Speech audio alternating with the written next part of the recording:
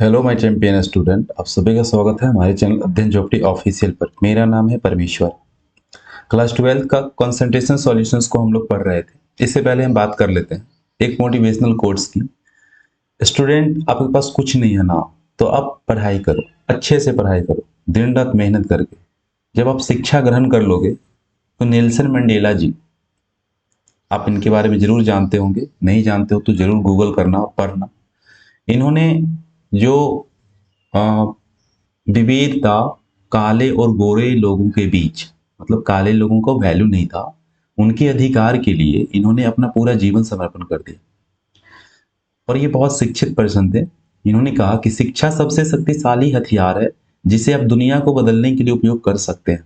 अगर आपके पास सही मायने में शिक्षा है तो आप अपने आप को भी और दुनिया को भी बदल सकते हो। मैं तो कहता हूं, आप शिक्षित हो, आप अपने आप अंदर चेंजिंग कर लो। जब आपके अंदर परिवर्तन होगा ना, और सारे जितने भी लोग हैं इस वर्ल्ड में अगर अपने आप को सुधारना शुरू कर दे तो दुनिया बहुत खूबसूरत हो जाएगी। क्योंकि इस वर्ल्ड में जो भी प्रॉब्लम हो रही है ना, वो लोग ही तो क्रिएट कर रहे हैं। जितने वॉर हो रहे हैं, जितना भी दुर्भावना है, ये सब लोगों के ही अंदर तो है, एनिमल प्लांट्स के अंदर है। तो इसीलिए मानव को या हम सभी को शिक्षा की बहुत जरूरी है। आपने सुना है अपने देश के जो महान नेशनलिज्म हीरो थे महात्मा गांधी, उनके पास क्या बहुत बड़ा बड़ा हथियार था लड़ने के लिए? कुछ भी नहीं था, एक लाठी था। और उनके अंदर सबसे मजबूत पावर जो था वो एजुकेशन का पावर था। एजुकेशन उनके अंदर विपन था, जिन्होंने साउथ अफ्रीका में भी उन्होंने लड़ाई लड़ी और वहाँ के लोगों को अधिकार दिलाया। और उसके बाद इंडिया में भी नेशन फादर के नाम से प्रसिद्ध हो गए। तो वो उनके अंदर का शिक्षा ही था। तो शिक्षा एक ऐसा हथियार है ना, जिसे आप यदि बना लो अपने अंदर तो आप दुनिया को बदल सकते हो। इसी मोटिवेशन कोट्स के साथ हम आगे की पढ़ाई करते हैं। लास्ट क्लास हमने पढ़ा था मोलारिटी को, हमने देखा था मोलारिटी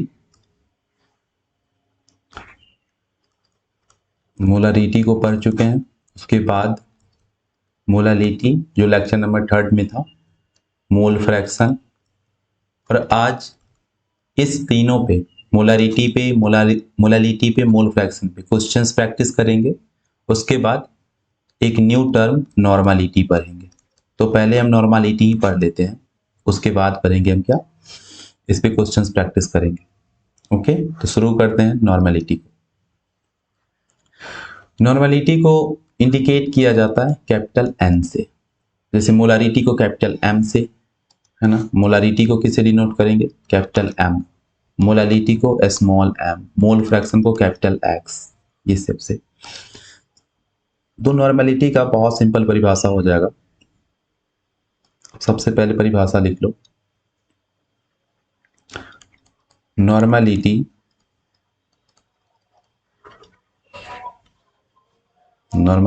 इज डिफाइंड एज, आपने इसे कॉपी कलम में लिखो, defined as the number of gram equivalent,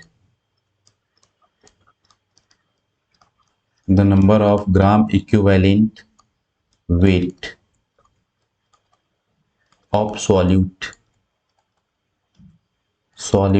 is dissolved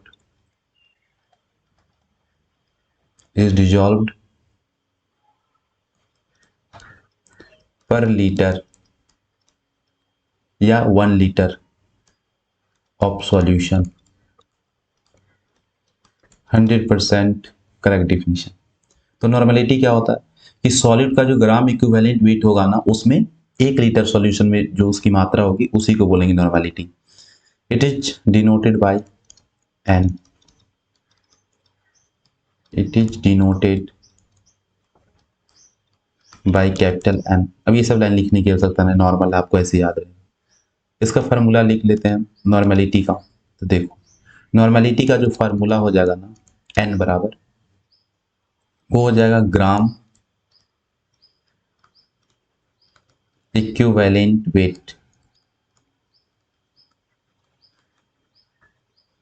wait of solute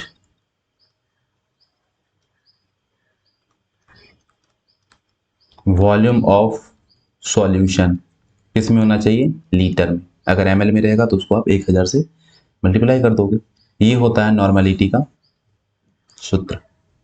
अब कहोगे सर इसमें न्यू टर्म आ गया, ग्राम इक्विवेलेंट वेट, ये क्या होता है, ये कैसे निकालेंगे। जस्ट आप 2 मिनट दो, आपको पूरा क्लियर हो जाएगा। उसके बाद और भी देख लो, इसके और भी सूत्र नॉर्मल जो फॉर्मूल से हैं उसको आप याद रखोगे तो अच्छा रहेगा, नॉर्मलिटी से रिलेटेड। तो और क्या हो जाएगा नेक्स्ट पॉइंट इसमें, क्या हो गया, ये सब हम समझेंगे अभी। देखो नॉर्मलिटी से रिलेटेड, तो नॉर्मलिटी बराबर, ये भी सूत्र होता है कि अगर मोलारिटी दिया हुआ है, कॉन्सेंट्रेशन दिया हो, तो उसको आप एन से मल्टीप्लाई कर दो। तो सर ये एन क्या होगा, एन होता है एन फैक्टर। नहीं समझ में आया एन फैक्टर, सीधा याद रखो number of exchanged, number of exchanged electrons, electron का कितना एक्सचेंज हो रहा है। नहीं समझ में आया, फिर से समझो, सिंपल वैलेंसी, ये तो समझ में आएगा ना, वैलेंसी कितना इलेक्ट्रॉन का एक्सचेंज हो रहा है, वही हो जाता है। वैलेंसी से मल्टीप्लाई कर देंगे तो नॉर्मलिटी आ जाएगा, मोलरिटी को आप मल्टीप्लाई कर दोगे किसके, ऑफ सॉल्यूट, जो सॉल्यूट दिया है उसका, बहुत नॉर्मल होता है। अगर हम डाइल्यूशन की बात करते हैं कि मान लीजिए 2 बिलियन को मिलाया गया है, सॉल्यूशन है, कोई सॉल्यूशन S1 है, कोई सॉल्यूशन S2 है। S1 वाले का जो नॉर्मलिटी है वो N1 है और वॉल्यूम उसका V1 है। S2 वाला जो बिलियन है ये, इसका नॉर्मलिटी N2 है और वॉल्यूम V2 है। तो आप सिंपल फॉर्मूला लगा सकते हो, क्या लगा सकते हो आप, N1 V1 बराबर N2 और V2, इस हिसाब से भी हम ज्ञात कर सकते हैं। ये हो गई बात। एक चीज और सीखिए इसमें, अगर मान लीजिए कुछ ऐसा टर्म लिखा हुआ हो, जैसे लिखा हुआ है 5 कैपिटल N, साथ में लिखा हुआ है H2SO4, इसका मतलब क्या हुआ, इसका मतलब हुआ कि जो सॉल्यूशन है वो कितना लीटर होगा, 1 लीटर होगा, और उसमें जो H2SO4 की जो मात्रा है वो कितना है, 5 ग्राम इक्विवेलेंट वेट, ये है। ठीक है, इस हिसाब से जैसे हम मोलारिटी की बात करते थे तो वहां पे पढ़े थे ना। अब हम समझते हैं एक छोटा सा टर्म, इक्विवेलेंट वेट और ग्राम इक्विवेलेंट वेट, ये क्या होता है। बहुत सिंपल है, इक्विवेलेंट वेट आप नॉर्मली ज्ञात कर सकते हो। इक्विवेलेंट वेट बराबर होता है molar mass, molar mass by valency. Simple, या ऐसे समझो, फॉर एसिड, अगर एसिड का निकालना है इक्विवेलेंट वेट तो बहुत सिंपल है, आप क्या करो उसके मोलर मास और डिवाइड कर दो उसके किससे, बेसिसिटी से। ठीक है, अगर आपको बेस का निकालना है, फॉर बेस, तो इक्विवेलेंट वेट बराबर हो जाएगा मोलर मास बट्टे एसिडिटी, ये हो जाएगा। बहुत सिंपल है, मोलर मास में हम डिवाइड कर देते हैं एसिडिटी से, बेसिसिटी से, तो इस हिसाब से वो आ जाता है। ओके, अब ग्राम इक्विवेलेंट वेट क्या होगा, तो सिंपल इक्विवेलेंट वेट से हम क्या करते हैं, डिवाइड कर देते हैं उसके दिए गए मास को, तो वही आ जाता है हमारा ग्राम इक्विवेलेंट वेट, मतलब उसको मल्टीप्लाई कर देते हैं। या ग्राम इक्विवेलेंट वेट सिंपल हो जाता है मोल, और मोल को मल्टीप्लाई कर दीजिए उसके आप वैलेंसी से, मतलब ग्राम इक्विवेलेंट वेट बराबर हो जाएगा, इसको जी लगा के सूचित करते हैं। सिंपल क्या होगा, मोल और इंटू एन, मतलब उसकी वैलेंसी, यही हो जाएगा। ठीक है, या फिर क्या होता है इसका दूसरा सूत्र, mass by equivalent weight. Equivalent, ये वाला जो आया है ना ऊपर इक्विवेलेंट वेट, तो इक्विवेलेंट वेट से आप जब डिवाइड कर देते हो मास में, सॉल्यूट के मास में, तो वही हो जाता है मास बट्टे इक्विवेलेंट वेट, यही हो जाएगा ग्राम इक्विवेलेंट वेट, ये हो जाता है। अभी सब इसको और एग्जांपल से समझते हैं कि sir equivalent weight molar mass बट्टे वैलेंसी कैसे कर दिए, एसिड अगर होगा तो बेसिसिटी से कैसे, बेस होगा तो एसिडिटी से कैसे डिवाइड करेंगे मोलर मास, तो जो हमें इक्विवेलेंट वेट मिल जाएगा। एग्जाम्पल समझते हैं और अच्छे से। देखो इस बात को तो आप पूछ ही चुके हैं, तो इसको मैं और एग्जाम्पल से समझाता हूँ आपको, सारा कंसेप्ट क्लियर हो जाएगा।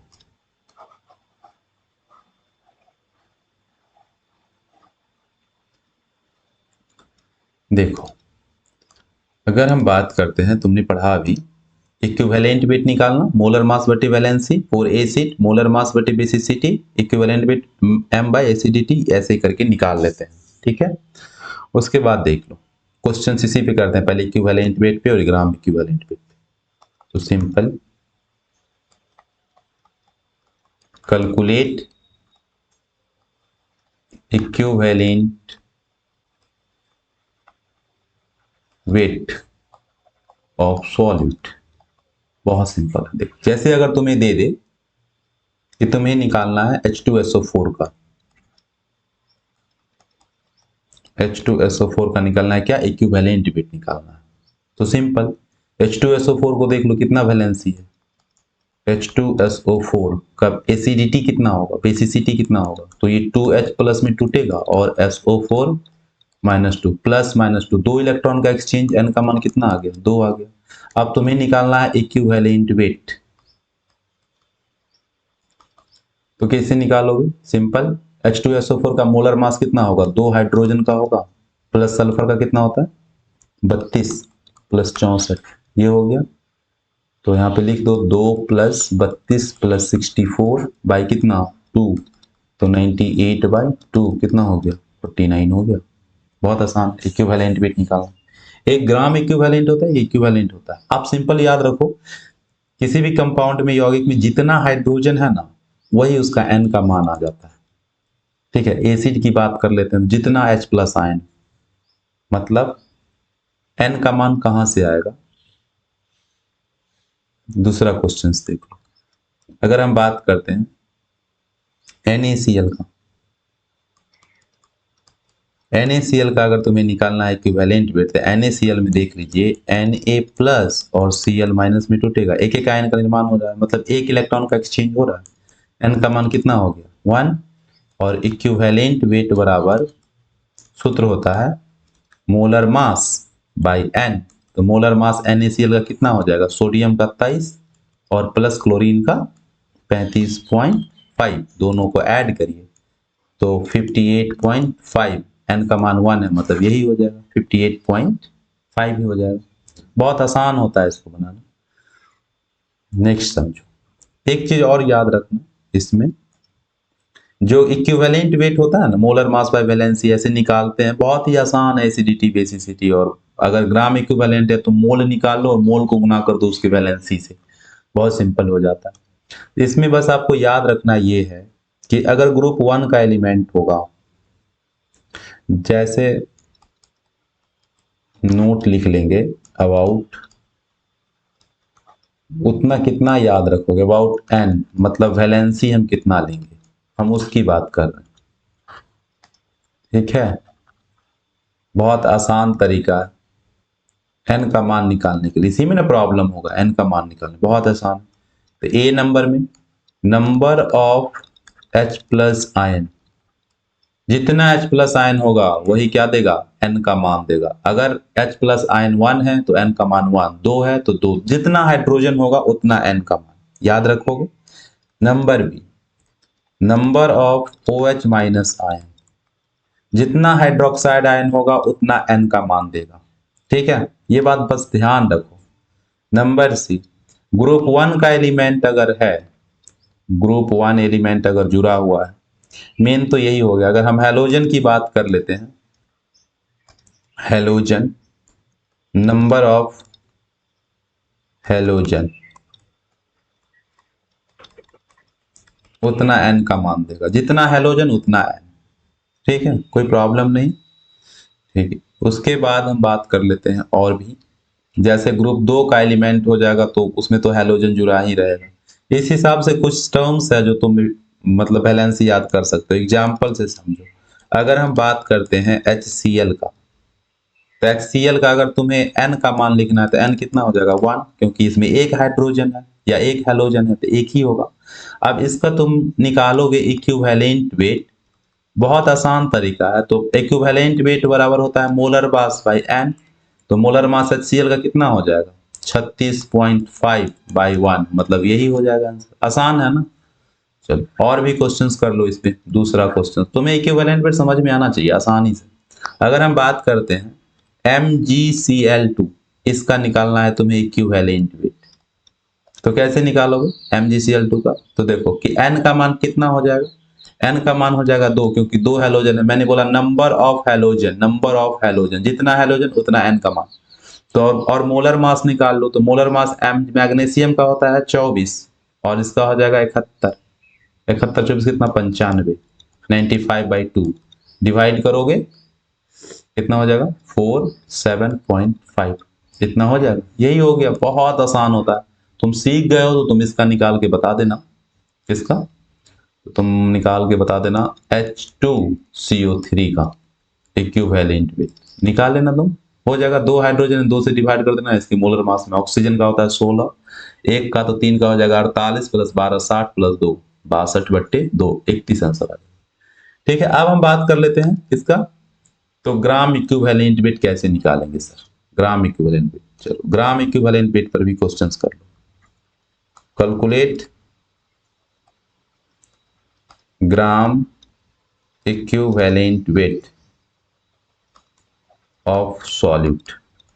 ये भी बहुत आसान होता है। मैंने क्या बोला, एक सीधा सा सूत्र कि ग्राम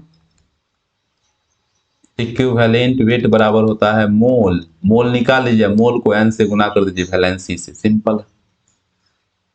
अगर मैं तुम्हें फर्स्ट क्वेश्चन दूं 9.8 ग्राम H2SO4 का तुम्हें निकालना है ग्राम इक्विवेलेंट वेट। बहुत सिंपल, n का मान कितना हो गया यहाँ पे 2, 2 हाइड्रोजन है 2 होगा। अब चलो निकाल लो तुम। ग्राम इक्विवेलेंट वेट बराबर, मैंने बोला मोल और गुने n। तो मोल कैसे निकालते हैं, दिया गया द्रव्यमान बट्टे H2SO4 का मोलर मास 98, इसी को गुना कर देना है किससे, n से, मतलब 2 से। ठीक है, तो पॉइंट हटाओ, बाई 10 कट गया, 1/5 तो कितना हुआ 0.2, हो गया आंसर। देखो बात वही है ना, मास बट्टे ग्राम इक्विवेलेंट वेट का सूत्र क्या होता है, तो ग्राम इक्विवेलेंट वेट का सूत्र होता है मास, जो दिया गया मास है ये, और बाई क्या होता है इक्विवेलेंट वेट। तो इक्विवेलेंट वेट बराबर क्या होता है मोलर मास बाई n, तो n ऊपर गुने में ना आएगा नहीं, इसीलिए हम मोल गुने डायरेक्ट n कर देते हैं। बहुत सिंपल है, बहुत सिंपल है। ओके, अगर हम बात करते हैं एक और क्वेश्चंस का। दूसरा क्वेश्चन तुम्हें अगर मैं बोलूं कि तुम्हें निकालना है ना 19.6, ये 19 है, 19.6 ग्राम H2SO4, इसी को ले लो, H2SO4 का निकालना है तुम। कैसे निकालोगे, बहुत आसान है। ओके सर, ग्राम इक्विवेलेंट वेट बराबर होता है दिया गया मास बाय इक्विवेलेंट वेट, यही होता है ना। तो मास कितना है 19.6 बाय इक्विवेलेंट वेट का सूत्र होता है क्या, मोलर मास बाय n, यही होता है ना मोलर मास बाय n। तो 19.6 मोलर मास कितना होगा H2SO4 का 98, यहाँ लिख दो 98, अब बाई n मतलब 2 हो जाएगा, क्योंकि n का मान इसके लिए 2 आएगा। कैसे, तो 2 हाइड्रोजन है। अब इसको सॉल्व कर लो, पॉइंट हटा के 10 कर दो, 98 टू जाए इतना 5, 2/5 आंसर आ गया। ठीक है, अब चलो क्वेश्चंस करते हैं नॉर्मेलिटी कैसे कैलकुलेट करते हैं। ठीक, क्योंकि हम लोग तो इक्विवेलेंट वेट सीख ही गए, तो मेनली पढ़ना था ग्राम equivalent weight of solute but volume of solutions, तो हमें नॉर्मेलिटी कैलकुलेट करने आना चाहिए। तो चलो नॉर्मेलिटी कैलकुलेट करते हैं। Questions number first, calculate normality of solution, normality of solution of concentration,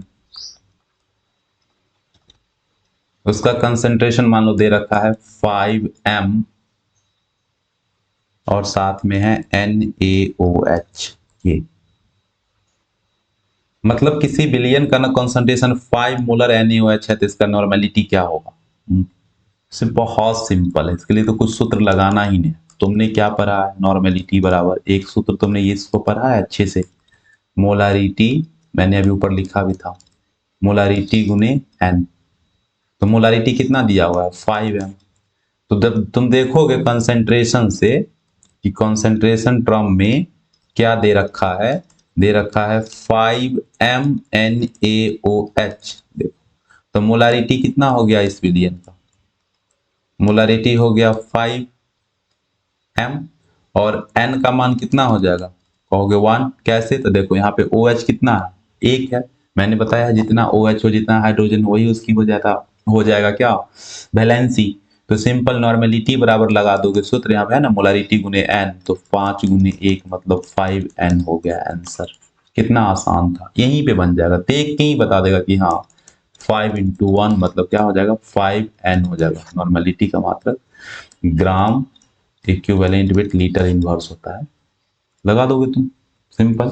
अच्छा इसका यूनिट हमने नहीं लिखा था क्या यहाँ पे? तो यहाँ पे लिख लीजिएगा, इसका यूनिट जो होगा, यूनिट क्या हो जाएगा नॉर्मेलिटी का? ग्राम इक्विवेलेंट वेट लीटर इनवर्स, क्योंकि लीटर है ना, सूचित करते हैं कैपिटल एन से, तो प्रॉब्लम नहीं होगी। क्वेश्चंस और कर लो, जितना क्वेश्चंस करोगे ना तुम्हारा कंसेप्ट बहुत ही क्लियर हो जाएगा, ठीक है। Calculate the normality, calculate the normality of solution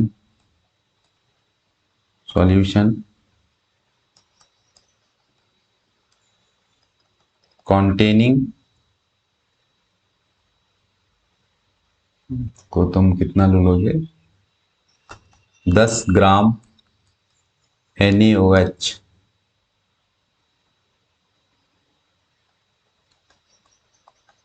of solute is present in 500 ml of solution।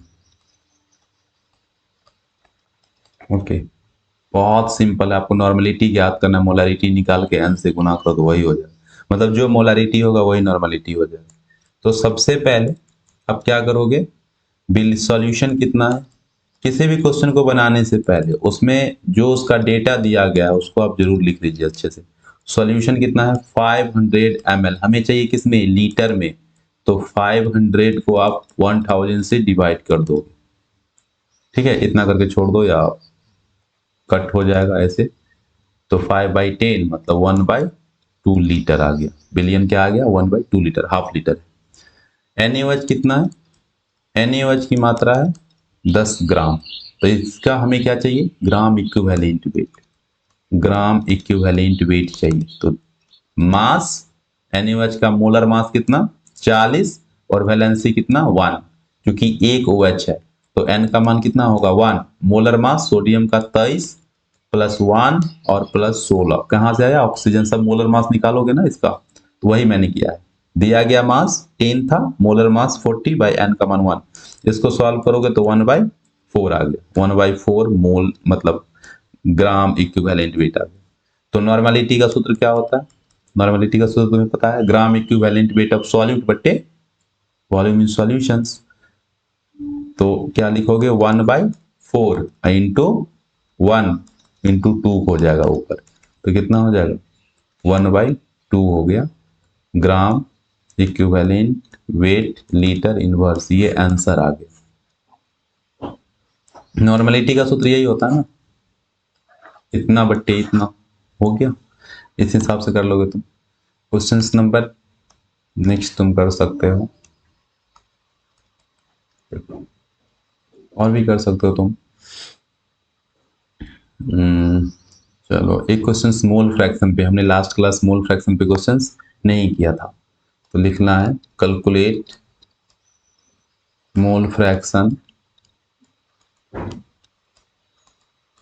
Fraction of HNO3 nitric acid है इन अ 63% weight by weight HNO3 aqueous solution. Aqueous solution का मतलब क्या होता है, वाटर डिजॉल्व है उसमें। तो देखो इतना कंसंट्रेशन दे रखा है वेट बाय वेट, मैंने तुम्हें पढ़ाया है कि वेट बाय वेट का मतलब क्या होगा, सभी डेटा को पहले लिख लो। 63% वेट बाय वेट HNO3 दिया हुआ, इतना दे रखा है, ठीक है। इसमें देख लो सॉल्यूशन कितना होगा, पहले सारे बातों को अच्छे से लिख लेंगे। सॉल्यूशन हो जाएगा इसमें 100 ग्राम। सॉल्यूट, सॉल्यूट कौन है इसमें, HNO3 है, ये कितना हो जाएगा 63 ग्राम हो जाएगा। और मोल फ्रैक्शन निकालना है, मोल फ्रैक्शन के लिए हमें सॉल्वेंट भी चाहिए, तो सॉल्वेंट कितना हो जाएगा 100 माइनस 63। सॉल्यूशन में तो दो ही चीज होता है, सॉल्यूट और सॉल्वेंट होता है। जब दो ही अवयव है और एक का मान 63 है तो दूसरे का मान कितना हो जाएगा, 100 में से घटा दो, कितना हो जाएगा 37 ग्राम, 37 ग्राम। और ये 37 ग्राम क्या है, तो वाटर है, ठीक है, ये वाटर है। एक्वस सॉल्यूशन है ना, तो HNO3 के साथ क्या होगा, प्लस H2O होगा, मतलब ये H2O हो गया। अब हमें चाहिए मोल फ्रैक्शन, मोल फ्रैक्शन के लिए हमें क्या निकालना पड़ेगा, मोल सबका। तो पहले तुम सॉल्यूट का मोल निकालो, moles, moles of solute, solute का मतलब है HNO3, इसका निकालो। चलो हम इसको N1 कर दे रहे हैं। तो मोल निकालने के लिए सिंपल सूत्र होता है, इसका मास ले लीजिए आप जो दिया गया है क्वेश्चन में, और HNO3 का मोलर मास, इसका मोलर मास निकालोगे तो 1 प्लस नाइट्रोजन का 14 और प्लस 48, ऑक्सीजन का 48 हो जाएगा ना, एक ऑक्सीजन का 16 होता है, 3 का 48 हो जाएगा, 3 ऑक्सीजन परमाणु का, तो टोटल 63 आ जाएगा। डिवाइड करोगे कितना आ जाएगा 1 मोल। अब तुम निकालो मोल्स ऑफ सॉल्वेंट, मतलब N2 निकाल लीजिए, N2 मतलब H2O और 37 का, तो 37/18 मतलब 2.05, लगभग 2 के बराबर ये मोल आ गया। अब मोल फ्रैक्शन का सूत्र क्या होता है, मोल फ्रैक्शन का फॉर्मूला क्या होगा, तो मोल फ्रैक्शन ऑफ सॉल्यूट अगर हम निकालते हैं, now mole fraction of solute, ठीक है, मतलब हमें निकालना है x1, तो सिंपल x1 बराबर हो जाएगा N1 जोड़ N2, ठीक है। तो N1 का मान कितना आया था 1/1 प्लस 2.05 हो गया, यही बन गया 1/3.05, ये आंसर आ गया आपका। x2 अगर निकालना है आपको, अगर बोलता दोनों का निकालिए, तो x2 या एक तरीका है कि 1 में से इसको माइनस कर दो, नहीं तो दूसरा तरीका है N2/N1 जोड़ N2, N2 का मान कितना है 2.05/N1 जोड़ N2 कितना हो जाएगा 3.05, ये आया नीचे। इस तरीका से बना सकते हो। ओके, तो इस हिसाब से आप और भी क्वेश्चंस बना सकते हो, और भी क्वेश्चंस है यहाँ पे। चलो इतना हो जाएगा। अब एक क्वेश्चन और देख लेते हैं हम लोग इस पे, नॉर्मलिटी पे तो हो ही गया। क्वेश्चन नंबर नेक्स्ट भाई 3 था, चलो 4। आपको ना कुछ कंसंट्रेशन टर्म्स दिए हुए हैं, जैसे कैलकुलेट एक मिनट, ऐसा क्वेश्चन लो जिसमें सब टर्म आ जाए। डायरेक्ट लिखेंगे हम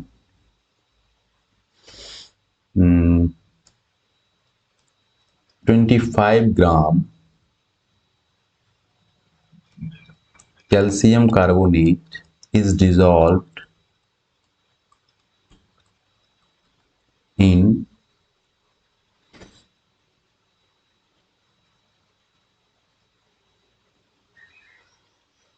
400 ml सॉल्यूशन।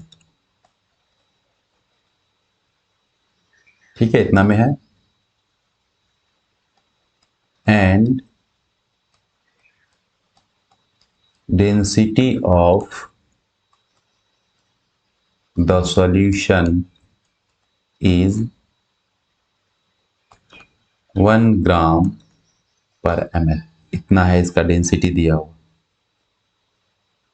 देन कैलकुलेट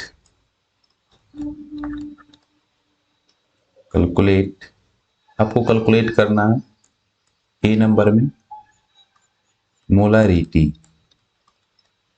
ठीक है, बी नंबर में कैलकुलेट करना है आपको नॉर्मलिटी, और सी नंबर में आपको ज्ञात करना है मोलालिटी। चलो, इस क्वेश्चन से सारे कंसेप्ट क्लियर हो जाएंगे। अब इसका चलो आंसर बनाते हैं। आप भी बना सकते हो, बहुत ज्यादा हार्ड नहीं है। बिल्कुल, मैंने क्या बोला है, क्वेश्चंस पढ़िए और पहले उसके डेटा को अच्छे से लिखिए। तो डेटा लिखोगे तो इसमें डेटा सब क्या दिया हुआ है, और तुम्हें मोलारिटी, नॉर्मलिटी, मोलालिटी का फॉर्मूला वगैरह अच्छे से पता होना चाहिए, तो बनेगा ही। ठीक है, देख लो इसमें सॉल्यूट जो दिया हुआ है, मतलब CaCO3, ये दिया हुआ है आपको कितना, 25 ग्राम। ठीक है, तो यहां से हम मोल्स निकाल लेते हैं, सॉल्यूट का मोल्स निकाल लो। तो मोल्स निकालोगे तो 25 दिया गया द्रव्यमान और कैल्शियम कार्बोनेट का मोलर मास कितना हो जाएगा, 100 हो जाएगा। 100, क्योंकि कैल्शियम कार्बोनेट का निकालोगे CaCO3 का, तो देखो कैल्शियम का हो जाता है 40 प्लस कार्बन का 12 और इधर 48, सबको ऐड करके देख लो 100 आएगा। अब इसे आप सॉल्व करेंगे तो 1/4 आ जाएगा, या 0.25 आ जाएगा 0.25, 1/4 मोल निकल गया। अब इसमें दूसरी बात ये दिया हुआ है कि इसका बिलियन कितना, सॉल्यूशन कितना।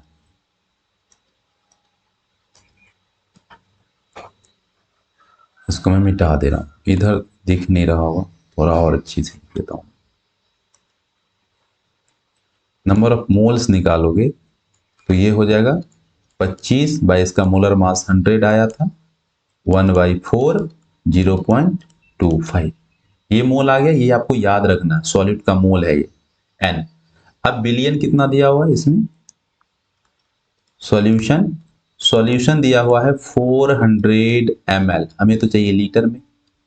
चलो लीटर में कन्वर्ट हो जाएगा, 1000 से डिवाइड कर देंगे तो। अब पहला क्वेश्चन है मोलारिटी। अच्छा, एक चीज और निकाल लीजिए कैल्शियम कार्बोनेट से। तो कैल्शियम कार्बोनेट को जब आप ब्रेक करोगे ना, मैं इधर लिख देता हूं क्योंकि हमें नॉर्मलिटी भी तो चाहिए।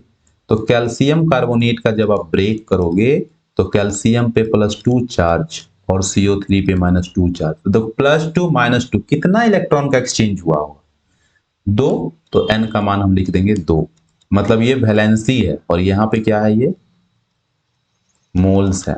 ये नंबर ऑफ मोल्स है सॉल्यूट का, ये वैलेंसी है, जो कि नॉर्मलिटी निकालने के लिए वैलेंसी निकालना पड़ेगा आपको। अब सिंपल सारे क्वेश्चंस को आप आसानी से बना सकते हो। एक चीज और, मोलालिटी निकालने के लिए हमें क्या चाहिए था, बिलियन का विलायक का द्रव्यमान, वो देख लेंगे बाद। चलो, ए नंबर क्वेश्चन, ए में पूछा था आपसे मोलारिटी क्या होगा। तो मोलारिटी बराबर सूत्र क्या होता है, मोल्स ऑफ सॉल्यूट, उसके बाद वॉल्यूम ऑफ सॉल्यूशन, वो भी किसमें चाहिए सॉल्यूशन, लीटर में, ध्यान रखना। देखो मोल्स ऑफ सॉल्यूट कितना आया, मोल्स ऑफ सॉल्यूट ध्यान रखेंगे आप, कितना आया है 0.25। बिलियन का वॉल्यूम कितना है 400 ml। बन गया क्वेश्चन, इतना आसान तो था। अब यहाँ पे आप लिख सकते हो moles of solid 0.25, but volume of solution कितना है 400। ये ml में है तो इसको हम लीटर में बदलेंगे तो पुणे 1000 हो जाएगा। कैसे? तो देखो ये 400 ml था, अच्छे से समझो इसको, 400 ml था तो इसे लीटर में बदलने के लिए हम क्या करेंगे 1000 से डिवाइड करेंगे तो यही ना 1000 ऊपर चला जाएगा तो ये ओवरऑल हो जाएगा 0.25 बटे 400 इंटू 1000 हो जाएगा।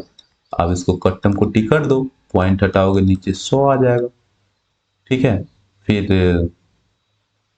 क्या होगा, इससे ये भी कट गया तो फाइनली जो बच गया वो कितना हो गया 25 बट्टे 4 इंटू 10, 4 से भाग दीजिए तो 6.25/10 और कट के कितना आ जाएगा 0.625 मोल लीटर इनवर्स। ये क्या हो गया मोलारिटी का आ गया।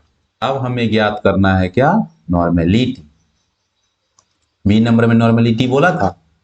नॉर्मेलिटी के लिए देखो वैलेंसी हम ज्ञात कर रखे हैं, वैलेंसी कितना है n बराबर 2 है क्योंकि 2 इलेक्ट्रॉन का एक्सचेंज हो रहा है तो सिंपल बी नंबर में आप लिखोगे नॉर्मेलिटी बराबर, सिंपल सूत्र होता है अगर आपको मोलारिटी पता है तो मोलारिटी गुने वैलेंसी, एन फैक्टर जिसको बोलते हैं कितना एक्सचेंज ऑफ इलेक्ट्रॉन हुआ है।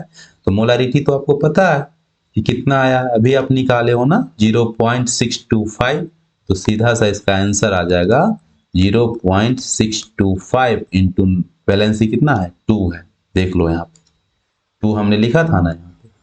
कैल्शियम वैसे बस 2 का एलिमेंट है तो 2 हो जाएगा वैलेंसी, एन फैक्टर 2 हो जाएगा। अब इसको मल्टीप्लाई कर दीजिए आप, 0 हो जाएगा 1, 5 हो जाएगा 12, 1.250 ग्राम इक्विवेलेंट वेट लीटर इनवर्स इसका मात्रक हो जाएगा।